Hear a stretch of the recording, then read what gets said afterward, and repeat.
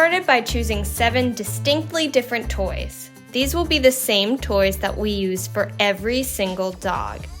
My hypothesis is that different breeds of dogs will choose different toys. They will also be influenced by different aspects like personality and age. I decided on an order that split different types of toys up.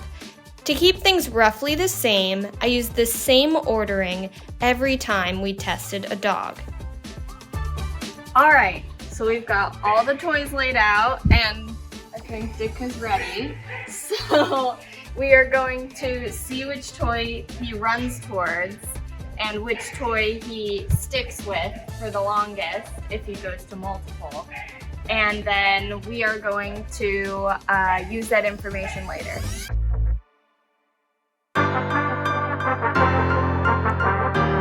This is Ditka. He's a bulldog with a ton of personality. He's a bit stubborn, very strong, and a total sweetheart when you get to know him. As our first candidate, I wasn't quite sure how his round would go. He certainly made a mess though. He decided the best way to decide on a toy was to test every single one and make sure he wasn't missing out on anything.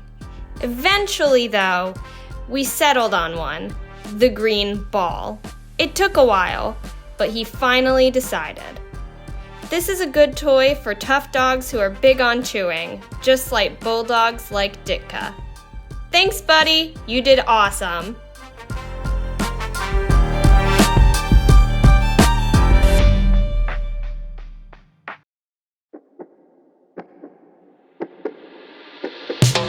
Popeye is a Labrador mix. He's active and playful. As you can hear, he's pretty excited for this experiment.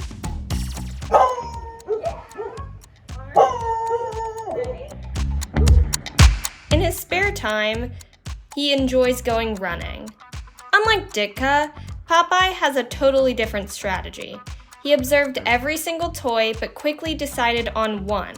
Once he did, he was immediately ready to take it and go play. The bone is a good choice for fetching and chewing. As you can see, Ditka is a bit upset that we're playing without him. Don't worry, buddy. You'll get more playtime soon.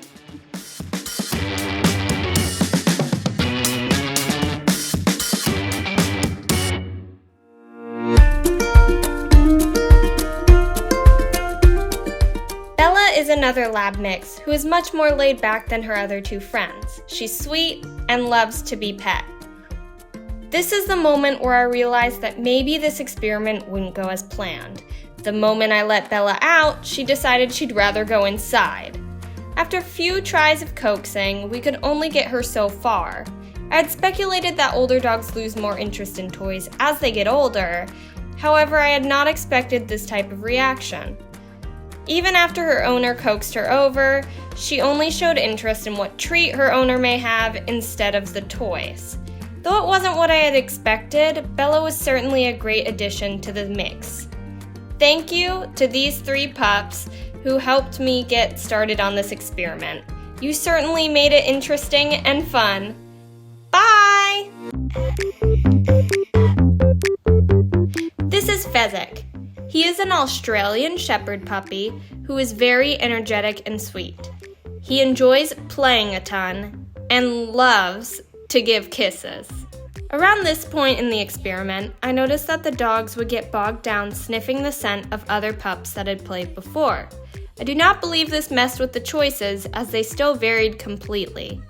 It took Fezzik a while to warm up to the idea, but once we established it was playtime, he was eager to pick a toy. He chose the banana, which stumped me at first. However, after looking into it further, I saw how much he enjoyed whipping it around and I realized that it was a great way for him to get out energy. Aussies require a lot of exercise and stimulation, which means that anything active or energetic will get them happy. Fezzik picked a toy he knew he could get his energy out with, no matter if someone played with him or not. Meet Waffles, a Shorkie, also known as a Shih Tzu and Yorkie mix. He's adorable, sweet, and fun. While Yorkies were bred to hunt down rodents like rats, Shih Tzus were only bred to be companion dogs. This made Waffles an interesting breed to look at. As you can see, it took him a while to warm up to the whole idea of picking a toy. His owner let us know that he's not usually allowed to have certain toys in the house, because he confuses them with the children's toys. This made for a long time of sniffing, analyzing, and finally decision-making. He landed on the 3 stuffed toys, and just as I was about to give up and mark that as my answer, we had a breakthrough. He chose the squirrel and quickly ran away with his catch. Way to go, Waffles!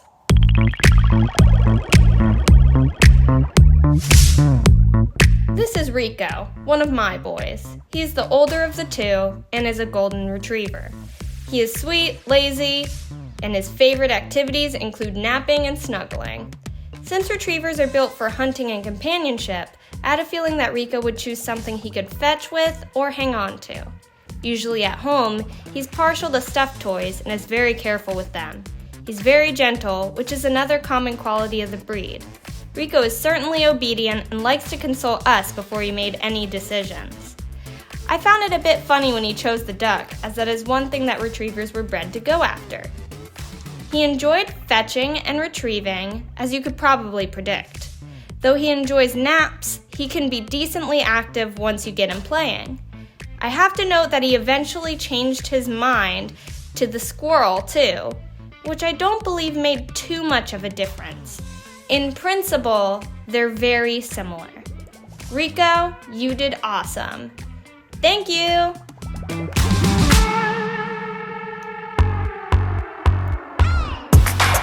Here's Fenway, the spunky, hyper, younger one of my 2 Goldens. He enjoys running around the yard, playing a ton, and snuggling just like his brother.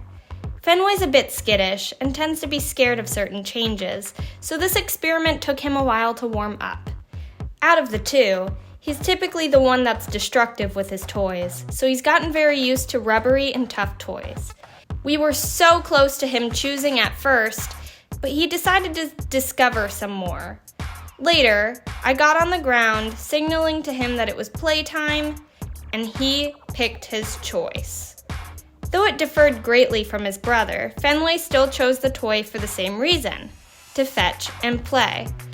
I believe his choice was weighed by the other types of toys he surrounds himself with, as they're also rubbery and tough. Either way, both Goldens chose toys that they could fetch with and play with.